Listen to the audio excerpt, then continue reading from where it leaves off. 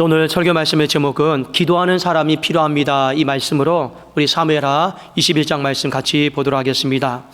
자, 먼저 본문의 말씀을 좀 해석하기 이전에 이 말씀은 우리가 지금 사무엘하 21장까지면 거의 끝부분까지 많이 온 것 같습니다. 자, 그런데 이 말씀은 아마도 사울 왕에서 이 다윗 왕으로 넘어갔던 다윗의 초창기 시대 때 일어났던 사건을 염두에 두고 오늘 그 부록 형식으로 오늘 말씀이 좀 기록되었다. 그렇게 좀 이해를 하시면 좀 우리가 말씀이 전체적으로 잘 이해가 될 것 같습니다.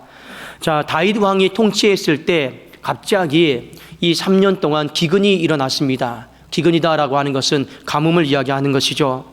이 한 해도 아니고 뒤에도 아니고 이 셋째 해까지 가뭄이 심하게 일어나자 다윗이 하나님의 전에 올라가서 기도했습니다.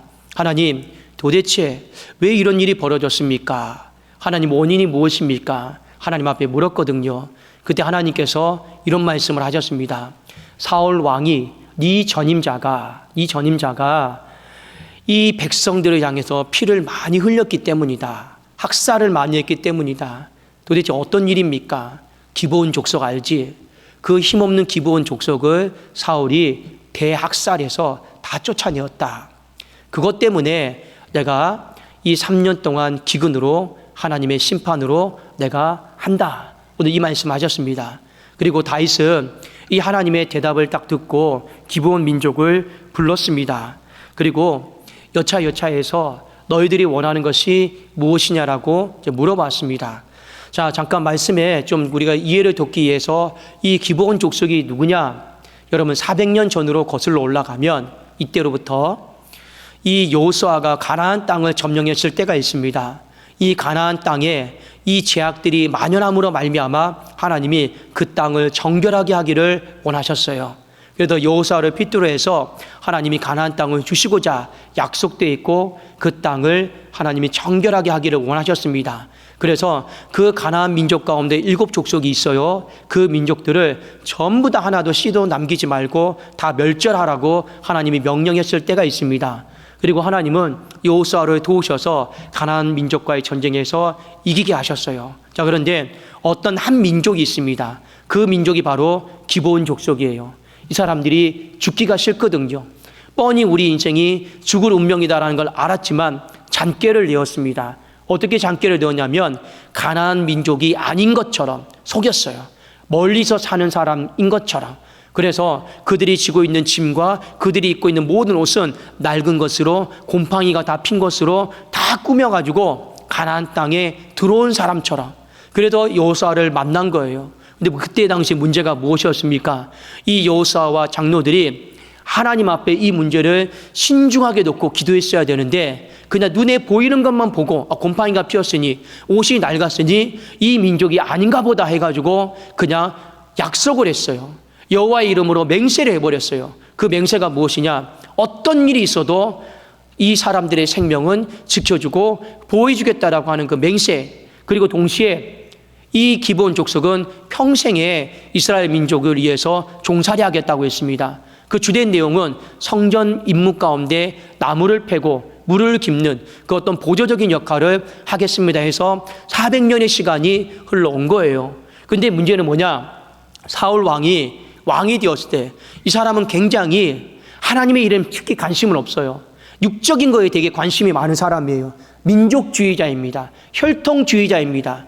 그래서 이스라엘 백성만 하나님 앞에 선민이다. 그렇게 생각을 하고 나머지 민족들이 이스라엘 땅을 밟는 것을 그냥 꺼려했습니다. 그래서 딱 보아하니 이 마땅히 400년 전에 죽어야 될 이 민족이 여전히 우리랑 같이 생활하고 있단 말이에요. 그래서 어떻게 하느냐? 민족주의의 이름으로, 편협적인 민족주의의 이름으로 그들의 씨를 다 말려버린 거예요. 대학살시킨 거예요. 그런데 자, 오늘 성경 말씀에 보면 이 대학살을 시킨 것, 이 죄를 두 가지로 우리가 구분할 수 있는데 성경은 이 죄가 고의로 범한 죄다. 고의로 범한 죄다. 오늘 이 부분에 대해서 언급을 하고 있습니다. 자, 사무엘하 21장 2절을 한번 제가 읽겠습니다.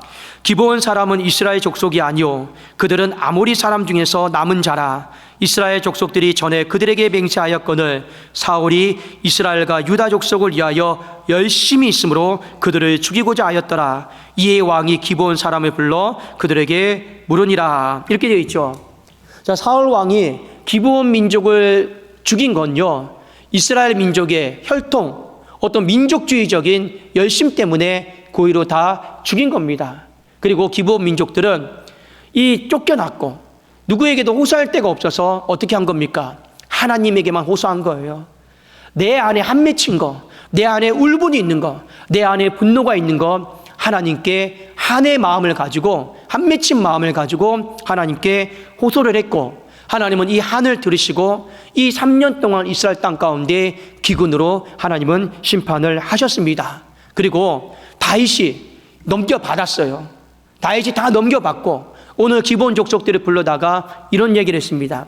어떻게 속죄해야 되겠느냐? 이 문제를 어떻게 우리가 속죄해야 되겠느냐? 어떻게 해야지 너희들이 더 이상 저주를 가지고 기도하지 않고 우리 민족을 위해서 복을 놓고 기도할 수 있겠느냐? 오늘 그렇게 질문하는 장면이 나옵니다. 자, 한번 사무엘하 21장 3절입니다. 한번 띄워주시겠습니까? 같이 한번 읽어보겠습니다. 시작. 다윗이 그들에게 묻되 내가 너희를 위하여 어떻게 하랴? 내가 어떻게 속죄하여야 너희가 여호와의 기업을 위하여 복을 빌겠느냐 하니, 지금도 이 사람들은 계속해서 한 맺힌 마음으로 하나님 앞에 기도하는데 좋은 마음으로 기도하지 않아요. 어떤 마음으로 기도합니까? 저주의 마음으로 기도하고 있어요. 복을 빌지 않고 있어요. 그래서 다윗이 제발 이 문제를 해결해 줄 테니 너희들이 복을 비는 기도를 해라. 이 저주를 퍼붓고 하를 이 돋구는 하나님 앞에 호소하는 기도는 안 했으면 좋겠다. 그러면 어떻게 속죄하면 되겠느냐? 기브온 족속들이 이렇게 이야기를 합니다. 왕이여, 이것이 돈으로 해결될 문제입니까? 은과 금으로 해결될 문제는 아니지 않습니까? 저 사울 왕이 우리 민족을 대학살하고 씨를 말리려고 했던 것처럼 이것은 생명으로만 속전이 될 문제 아니겠습니까? 그러니 어떻게 하면 좋겠습니까? 저 사울 왕에게 있는 아들들을 7명을 다 넘겨주십시오. 그리고 우리도 똑같이 이 사울의 고향, 이 기브아에 저 사울의 목을 다 자손들의 목을 매달아서 우리 한을 좀 다 풀겠습니다. 여러분, 여기까지 보면 굉장히 좀 잔인해 보이기도 합니다. 물론 여러분, 사울이 더 잔인한 것이 맞았고 사울이 원인 제공한 것도 맞았죠. 근데 이 문제를 또 풀어가는 방식 가운데 또 기브온 이 족속들도 굉장히 한이 맺히고 그런 잔인한 마음 가운데 좀 문제를 해결하려고 하는 것 같습니다. 자, 그런데 오해는 없었으면 좋겠어요. 이들의 해결 방식이 틀린 거냐? 틀린 것은 아니에요. 이들도 철저하게 하나님의 말씀에 의지해서 그렇게 요구를 하고 있습니다. 자, 어디를 보시냐면 민수기 35장 31절입니다. 자, 한번 이 구절이 참 중요해요. 같이 한번 읽어보겠습니다. 시작. 고의로 살인죄를 범한 살인자는 생명의 속전을 받지 말고 반드시 죽일 것이며. 자, 하나님의 율법에 뭐라고 기록되어 있냐? 사람을 죽였을 때 우리가 때로는 불가피하게 원치 않게 사람을 죽일 수가 있어요. 내 뜻과 상관없이. 근데 또 어떤 사람은 고의로 사람을 죽일 때가 있습니다. 어떤 형태든 간에 사람이 죽었을 때는 갚아야 돼요. 근데 갚는 방법이 돈으로 속전하는 방법이 있었습니다. 그런데 하나님은 고의로 살인한 사람에게는 절대 돈으로 속전하게 하지 마라. 그 사람은 생명을 속전해야 된다. 자, 왜 하나님이 이렇게 말씀하셨을까요? 하나님은 아셔요. 법이다라고 하는 것이 자칫 잘못하면 부자에게, 부유한 사람에게는 굉장히 유리할 수가 있어요. 여러분, 가난한 사람들에게는 정말 생명의 속전을 할 돈도 없을 수가 있습니다. 그러나 부자에게는 돈이 많잖아요. 그러니까 마음대로 사람 다 죽여놓고 내가 앙심 있는 사람은 다 죽여놓고 돈으로 갚아 나갈 수 있어요.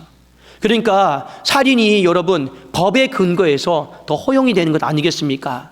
그래서 하나님이 이 모든 일들을 막으시려고 어떻게 한 거예요? 절대로 고의로 살인한 사람은 돈으로 결산하지 못하게 하고 생명의 속전으로 결산하게 한 겁니다. 그래도 오늘 이 기브온 족속들이 말씀에 의지해서 그 사울의 아들들의 생명을 달라고 한 거예요. 그리고 그 생명들을 다 사울의 고향 한복판에서 목매달았을 때 이 기근은 끝났습니다. 이것이 오늘 성경의 전체적인 내용입니다. 자, 사무엘하 21장 14절, 모든 일들이 다 끝나고 결과만 말씀드립니다. 사울과 그의 아들 요나단의 뼈와 함께 베냐민 땅의 셀라에서 그의 아버지 기스의 묘에 장사하되 모두 왕의 명령을 따라 행하니라. 그 후에야 하나님이 그 땅을 위한 기도를 들으시니라. 이렇게 되어 있습니다. 자, 오늘의 본문의 말씀의 주된 내용이 여기까지고요. 오늘 본문 말씀을 통해서 우리가 두 가지 좀 중요한 교훈점이 있습니다. 기도와 관련된 부분이에요. 자, 이 부분 우리가 하나하나씩 좀 찬찬히 좀 살펴보기를 원합니다. 자, 먼저 다윗의 입장에서 다윗이 이 어떤 어려움이 있을 때 하나님의 전으로 나가서 기도했습니다. 자, 기도했는데 여러분 오늘 사무엘하 20장 1절에 보면 다윗이 여호와께 기도했다, 간구했다. 이 말이 분명히 나와 있거든요. 근데 이 기도가 우리가 보통 생각하는 기도와는 조금 다르다라는 거예요. 우리가 보통 생각하는 기도는 무엇입니까? 내 생각을 하나님께 아뢰는 거예요. 예를 들어서 내 자녀가 고통을 당하고 있습니다. 병들어 있어요. 아뢰면서 고쳐달라고. 그게 우리가 보통 드리는 기도죠. 내 삶이 고난을 당하고 있습니다. 이 고난의 아픔과 통증을 아뢰면서 하나님 감소시켜달라고, 해결해달라고. 우리가 보통 하나님 앞에 드리는 기도가 바로 이런 기도예요. 내 말을, 내 심정을 하나님 앞에 아뢰는 거예요. 내 마음 좀 알아주십시오. 내 고통 좀, 내 통증 좀 하나님 알아주십시오. 이게 우리가 보통 말하는 대화하고 기도예요. 자, 그런데 오늘 다윗이 여호와께 아뢰어 기도하되 간구하되, 이건요 좀 다른 의미예요. 히브리 단어로 바카시라라고 하는 단어인데 이건요 어떤 뜻이냐면 알기 위해서 묻는다라는 거예요. 뭘 알기 위해서 묻는 겁니까? 하나님의 생각을 알기 위해서 내가 묻겠습니다. 하나님의 마음을, 하나님의 계획을 내가 알기 위해서 내가 묻겠습니다. 이것이 바로 히브리 단어 바카시다라고 하는 뜻입니다. 여러분, 왜 이 기도가 성숙된 기도고 조금 더 우리에게 필요한 기도고 중요한 기도냐? 여러분, 우리가 인생을 살아가면서 이런 경우가 있습니다. 제가 아까 서두에도 말씀드렸지만 사울 왕조에서 다윗 왕조로 넘어왔을 때 다윗의 신앙 상태는요 최고였어요. 가장 순수했고 가장 성령 충만했고 가장 죄를 범하지 않았던 때가 바로 그때입니다. 그런데 갑자기 어마어마하게 기근이 터졌어요. 내 삶에 감당할 수 없는 문제들이 생겼단 말이에요. 그러면 여러분, 보통 하나님 앞에 어떤 마음으로 우리가 기도할까요? 여러분, 제가 조금 쉽게 말씀을 드리겠습니다. 제가 가끔 이제 청년들의 그 어떤 마음 태도, 어떤 마음가짐에 대해서 설교할 때가 있는데 요즘 청년들이 가끔씩 이런 질문을 상당히 많이 합니다. 목사님, 우리는 썬데이 크리스찬도 아니고 우리는 정말 일주일에 한 번 교회에 나오는 것도 아니고 우리는 일주일에 교회에 한 서너 번은 나오는 것 같습니다. 그리고 우리는 또 케어도 하고 돌보기도 하고 우리가 정말 교회에 참 많은 일들을 감당하는 것 같습니다. 참 잘하는 거죠. 그런데 왜 우리의 삶은 이렇게 기근입니까? 왜 우리의 삶은 이렇게 고통이 해결되지 않습니까? 이런 질문을 가끔씩 던져요. 오히려 이랬으면 좋겠다라는 거야. 내가 죄를 마음대로 짓고 살고 내가 정말로 하나님 떠나 살고 나쁜 짓도 많이 하고 그래서 내 삶에 기근이 찾아온다라면 하나님 앞에 할 말이 없어요. 그런데 내가 나름대로 그래도 하나님 앞에, 교회 앞에 잘 살고 있다 생각하는데 왜 내 삶의 기근은 이렇게 많습니까? 왜 나만 고통당합니까? 오히려 신앙생활 제대로 하지 않는 청년들은, 사람들은 더 잘 먹고 잘 입고 잘 사는 것 같은데 왜 나만 이럽니까?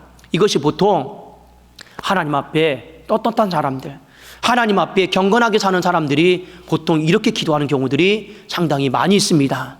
자, 다윗도 충분히 이런 마음으로 기도할 수 있어요. 왜냐? 지금 밧세바와 죄를 범하기 이전이에요. 지금 한창 청년 때 영으로 충만한 때입니다. 순수한 때예요. 그런데 내 삶이 한 해도 아니고 자꾸만 3년 동안 겹쳐서 기근이 맺히니 하나님 앞에 충분히 탄식하고 괴로운 마음에 항의하고 따진 마음으로 기도할 수 있죠. 근데 다윗은요 다 내려놨어요.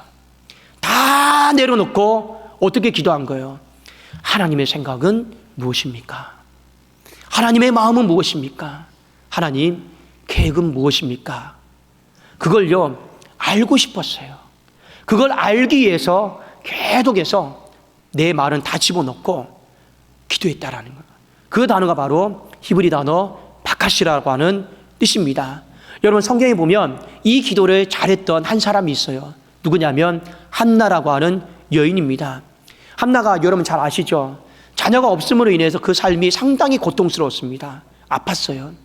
해마다 성전에 올라가서 하나님 앞에 기도했습니다. 하나님 왜 나만 자식이 없냐고, 왜 나만 잉태하지 못하냐고. 여러분 지금 시대와 그 시대는 완전히 달라요. 지금이야 여러분 병원에 가면 아이가 잘 생기지 않으면 저 때만 해도 뭐 환경 호르몬이니 컴퓨터니 뭐 어떤 이 오래 앉아있는 직업이니 이런 거 따져가면서 아이들이 생기지 않는 후천적인 요인들을 저는 의사들한테 상당히 많이 들었던 것 같아요. 그런데 그때 당시만 해도 아이를 낳지 못한다라는 건 뭐 환경 호르몬, 뭐 직업적인 어떤 특성들, 컴퓨터, 전자파 이런 건 존재하지도 않았단 말이에요. 그런 상황 속에서 아이를 낳지 못한다라고 하는 건 있을 수도 없는 일이었습니다. 그런데 한나가 아이가 없어요. 그러니 맨날 저주받은 여인이라고 손가락질 받고 여러분 고통당하고 있죠. 그러니까 이 여인이 매년 해마다 성전에 올라가도 기도하는 거죠. 내 마음을 쏟아놓는 거죠. 내가 뭘 그렇게 잘못했냐고, 내가 뭘 그렇게 잘못했냐고, 내가 그렇게 하나님 앞에 밉보였냐고, 왜 저 분인 나는 아이가 있는데 내가 뭘 그렇게 잘못했냐고, 하나님 아이를 안 주시냐고 내 마음을 늘어놓고 따지듯이 기도했단 말이에요. 그러다가 이 여인이 사무엘상 1장에 보면 기도가 바뀌어요. 어떻게 기도가 바뀌느냐? 여호와께 묻는 기도로 바뀌어요. 하나님의 마음을 알기 위해서 묻는 기도로 바뀌게 됩니다. 묻는 기도로 바뀌어요. 그래서 이 묻는 기도로 바뀌면 하나님이 답을 주셔요. 아이를 주셔요. 어떻게 바뀌었습니까? 여러분 이 한나가 이런 마음으로 기도하죠. 하나님 나도 아이가 없는 것 때문에 이렇게 괴로운데, 손가락질 받는데, 하나님도 이 시대에 당신의 아들이 없는 것 때문에, 하나님의 아들이 누구입니까? 형식적으로 제사장이란 말이에요. 하나님의 아들 제사장이 없는 것 때문에 하나님의 마음도 얼마나 괴롭겠습니까? 하나님의 마음, 생각, 계획을요 묻는 거예요. 그러면서 내가 하나님의 생각, 하나님의 계획, 하나님의 마음을 알았으니 내게 자식을 달라, 이제 그런 말 안 해요. 아들을 달라고 그래요. 왜요? 아들만이 제사장의 직분을 감당할 수 있으니까. 아들을 주시면 내가 하나님의 아들로 봉헌해서 드리겠다라고 합니다. 이게 단순히요 이 서운 기도가 아니에요. 이거요 하나님의 마음을 바카시한 거예요. 하나님의 마음을 알고 묻고 기도하면서 바뀐 거예요. 자, 이 부분이 어디에 나오냐면 사무엘상 1장 3절입니다. 한번 띄워주시겠습니까? 제가 한번 읽어드릴게요. 이 사람이 매년 자기 성읍에서 나와서 실로에 올라가서 만군의 여호와께 예배하며 제사를 드렸는데, 엘리의 두 아들, 엘리가 누구예요? 그 당시 대제사장이에요. 엘리의 두 아들 홈리와 비누아스가 여호와의 제사장으로, 쉽게 말씀드리면 여호와의 아들로 거기에 있었더라. 이미 그 시대에 하나님의 아들이 있었어요. 없는 게 아니잖아요. 있었더라. 나와 있죠. 근데 이 사이에 한나가 기도하면서 바뀌어요. 그리고 하나님 앞에 뭐라고 고백하느냐? 자, 사무엘상 1장 22절입니다. 같이 한번 우리 읽어보겠습니다. 이게 참 중요한 구절입니다. 시작. 오직 한나는 올라가지 아니하고 그의 남편에게 이르되, 아이를 젖대거든 내가 그를 데리고 가서 여호와 앞에 뵙게 하고 거기에 영원히 있게 하리이다 하니. 여러분 보세요. 이미 하나님의 아들 제사장은 있었는데 이 한나가 갑자기 이상한 소리예요. 하나님의 아들 이 사무엘을 영원히 또 거기에 있게 하겠다라고 하는 거예요. 이게 무슨 소리일까요? 그 홈리와 비누아스는 껍데기뿐인 하나님의 아들, 껍데기뿐인 하나님의 아들, 하나님의 마음을 알아줄 수 있는 하나님의 아들, 내가 영원히 거기에 있게 하겠다라는 거예요. 여러분 이런 생각이 어떻게 생긴 거예요? 기도하다가 생긴 거예요. 처음에는 내 탄식, 내 고통, 내 아픔만 늘어놓는데 해마다 기도가 바뀌는 게 없어요. 답이 나오지 않아요. 그런데 이 해에는 사무엘상 1장은 박하시 하나님의 생각을, 하나님의 계획을, 하나님의 마음을 알고 싶었어요. 물었어요. 그러니까 하나님이 답을 주신 거예요. 그 답을 붙잡고 기도한 거예요. 그래서 하나님 어떻게 한 거예요? 아들을 주신 겁니다. 여러분, 우리가 기도가 필요한 부분이 있습니다. 어떤 기도가 더 탁월하다, 저급하다 이런 말씀을 드리는 게 아니에요. 여러분, 인생을 살아가면서 대화를 할 때 어떤 사람하고 대화를 하면 편합니까? 어떤 사람은 1시간, 2시간 내내 내 말만 해요. 내 말만 해요. 근데 어떤 사람은 들어주려고 해요. 어떤 사람은 당신의 생각이 뭔지 물어보는 사람이 있어요. 어떤 사람이 편합니까? 여러분, 우리가 구역 모임 때 말씀 가지고 나눔하잖아요. 내 말만 1시간, 2시간 내내 말하는 사람이 있어요. 그런데 당신의 생각은 어떤지 물어봐줄 수 있는 사람, 오히려 그 대화가 더 편하지 않겠습니까? 그렇지 않나요? 하나님과 우리의 기도도 마찬가지입니다. 물론 하나님은 우리의 기도를 들으시는 분인데 내 고통, 내 통증, 내 아픔만 계속 내려놓는 거예요. 그런데 또 하나님 앞에 따지듯이 기도하는 거죠. 내가 하나님 앞에 얼마나 헌신했는데, 내가 하나님 앞에 얼마나 엎드렸는데 내 삶에 왜 기근이냐고, 왜 내 삶에 기근이냐고. 우리는 충분히 하나님 앞에 그렇게 기도할 수 있습니다. 그런데 다윗도 그렇게 기도할 수 있지만 다 내려놨어요. 그리고 어떻게 기도한 겁니까? 하나님의 생각은 무엇입니까? 아버지의 마음은 도대체 무엇입니까? 아버지의 계획은 도대체 무엇입니까? 이렇게 물으니 하나님이 답을 주셨다라는 거예요. 다윗에게도 답을 주셨고 한나에게도 답을 주신 거예요. 저는 여러분들이 이번 한 주를 살아가면서 우리 고난주간 특별 새벽 기도가 있는데 좀 이런 마음 가지고 기도 많이 했으면 좋겠습니다. 하나님의 생각, 하나님의 계획, 하나님의 마음을 좀 여러분들이 물어보세요. 여쭤보세요. 그러면요, 의외로 쉽게 기근의 문제 가운데 답이 더 빨리 나올 수가 있습니다. 만일 안 그러면 다윗은 우리처럼 이렇게 기도할 거예요. 기근을 없애 주시옵소서. 기근이 떠나가게 하여 주시옵소서. 이것 가지고 평생 기도했을 거예요. 근데 그렇게 한다고 해서 떠나갈 기근은 아니었다라는 거예요. 떠나갈 통증은 아니었다라는 거예요. 자, 두 번째, 기브온 족속의 입장에서 생각하는 거예요. 기브온 족속의 입장에서 생각하면 하나님은 억울한 인생의 호소를 들어주신다라는 거. 억울한 인생의 호소를 들어주신다라는 것을 우리가 좀 보실 필요가 있습니다. 아까도 제가 말씀드렸지만 기브온 민족은 원 이스라엘이 아니에요. 접붙임을 받은 이스라엘이 된 거예요. 접붙임 받은 거예요. 그런데 원 이스라엘이 저 사람들 같이 못 있겠다고 해서 쫓아낸 거예요. 그러니 이 사람들은 힘이 없죠. 억울하죠. 목에 칼이 들어오고 학살을 당하는데도 호소할 데가 없습니다. 그러니까 누구에게만 호소하는 거예요? 여호와 하나님께만 호소하는 거예요. 밤낮으로 호소하는 거예요. 밤낮으로요. 근데 하나님이 그 하늘, 그 울분을 하나님이 들으신다라는 거예요. 여러분, 보통 하나님이 하늘 풀어주신다, 울분을 풀어주신다, 이걸요 뭐라고 표현하냐면 하나님이 신원하여 주신다, 이런 표현을 쓰고 있습니다. 자, 그런데 저는 솔직히 이런 생각이 들었습니다. 이 기브온 민족이 하나님의 원래 계획 속에는 마땅히 죽었어야 될 사람들이에요. 400년 전에. 그래 안 그래요? 마땅히 죽었어야 될 사람들입니다. 그런데 못 죽인 사람들이에요. 왜냐? 여호수아가 속아가지고. 마땅히 죽었어야 되고 마땅히 진멸시켜야 되는데 단지 못 죽인 민족이에요. 여호수아를 속여서요.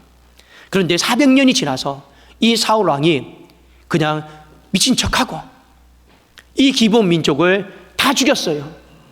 그러면 여러분이 하나님이다라면 어떤 생각이 들겠습니까? 속으로 잘했다 생각 들지 않겠습니까? 왜요? 마땅히 하나님의 계획 속에는 죽여야 되고 죽었어야 될 사람들이에요. 그런데 어쩔 수 없이 지금 살려둔 사람들이잖아요. 그런데 사울 왕이 죽였단 말이에요.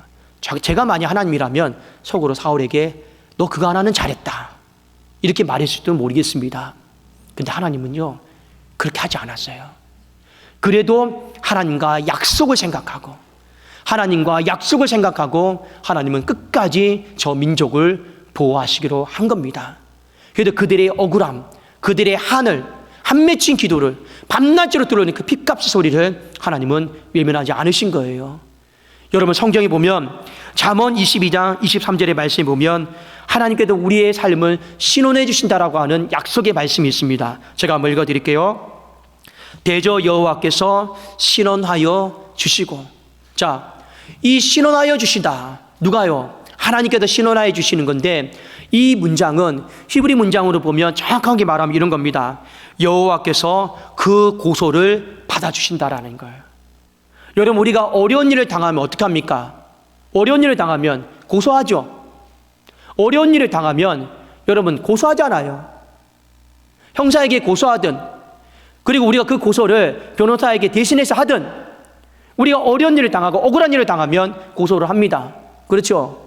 그런데 이 문장이 어떤 표현이냐? 여호와께서 그 고소를 맡아주신다라는 거예요. 근데 그 고소가 뭡니까? 그 고소가 바로 기도예요. 그 고소가 바로 하나님 앞에 간구하는 겁니다. 그러니까 우리가 인생에 억울한 일을 당하고 우리가 정말 울분이 쌓이고 답답한 일을 당할 때가 있단 말이에요. 그때 우리의 마음에 누구에게 고소하는 거예요? 하나님에게 고소하는 거예요. 어떻게 해요? 기도를 통해서, 간구함을 통해서 하나님께 고소하면 하나님이 그 고소를 뭐 하신다라는 거예요? 맡아주신다라는 거예요. 맡아주시는 거예요. 그걸 성경은 뭐라고 표현하느냐? 신원하여 주신다. 그러니까 기도하지 않는 사람은 신원하여 주는 게 아니에요. 하나님 앞에 간구하지 않는 사람은 신원하여 주지 않아요. 왜요? 우리 상식적으로 생각해 봐요. 고소장이 접수가 돼야지 사건이, 여러분, 사건 번호가 부여되는 거 아니겠습니까? 그게 해결되는 거 아니겠습니까? 가만히 앉아 있는데 나 억울하다고, 가만히 앉아 있는데 나 분하다고. 아니에요. 기도하고 여러분들이 하나님 앞에 간구했을 때 하나님이 그걸 고소장으로 알고 접수해 주시는 거예요. 근데 오늘 이 기본 족속들이 한 가지 잘한 게 뭐냐? 그 고소가 해결될 때까지 오늘 지금 뭐 하고 있어요? 기도하고 있잖아요. 해결이 될 때까지 기도하고 있잖아요. 뭘 보면 알 수 있습니까? 다윗이 그 민족을 불러다 얘기하잖아요. 제발 좀 화를 위해서 기도하지 말고 복을 위해서 기도 좀 해달라. 왜요? 그들이 계속 그 문제가 해결될 때까지 기도하고 있으니까요. 사랑하는 여러분, 우리가 오늘 하나님께서 우리 인생 가운데 찾는 사람들이 있습니다. 누구를 찾으실까요? 기도하는 사람을 하나님은 여전히 찾고 계십니다. 기도하는 사람을 찾고 계시는데 오히려 우리의 인생 가운데 알게 모르게 있는 기근들이 있어요. 어려움들이 있습니다. 통증들이 있고 고통들이 있습니다. 자, 우리는 이 모든 문제들 앞에서 우리가 생각하는 방식으로 하나님 앞에 다 내 생각과 마음들을 늘어놓고 기도할 수 있죠. 그러나 이번 한 주만큼은요, 왜 이렇게 내 삶은 통증이 많습니까? 왜 이렇게 내 삶은 기근이 많습니까? 왜 이렇게 내 삶은 또 기근의 연속입니까? 왜 이렇게 내 삶은 이렇게 손가락질 받습니까? 어려움을 당합니까?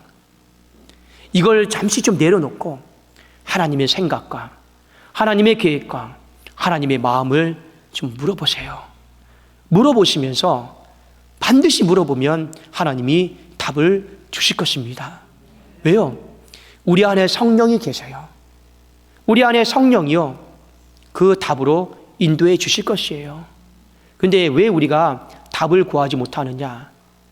자칫 잘못하면 오늘의 이 문제는 기근 없애달라고, 통증 없애달라고, 아픔 없애달라고 그렇게 기도할 형국이에요.